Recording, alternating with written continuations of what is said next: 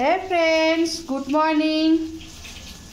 আজকে আপনাদের সাথে আমি শেয়ার করছি, এটা হচ্ছে সুজির চিলা। এখানে পেঁয়াজ, টমেটো, লঙ্কা, ক্যাপসিকাম, লবণ সব দিয়ে টক দই দিয়ে মেখে নিয়েছি। এবার এভাবে তাওয়াতে একটা বসিয়ে দিয়েছে, অলরেডি হয়ে গেছে, অল্প বাকি আছে। আর একটা তাওয়াতে দিয়ে বানানো দেখাবো আপনাদের সাথে। তেল দিয়ে দিয়েছি তাওয়ায়, এবার এটা দিয়ে দেবো ভুনিয়ে রাখা। এটা একটু গোল করে দেব,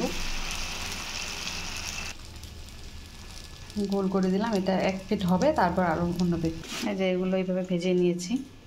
তাহলে বন্ধুরা, ভালো লাগলে লাইক কমেন্ট শেয়ার করবেন আমার ভিডিওটাকে। Bye bye.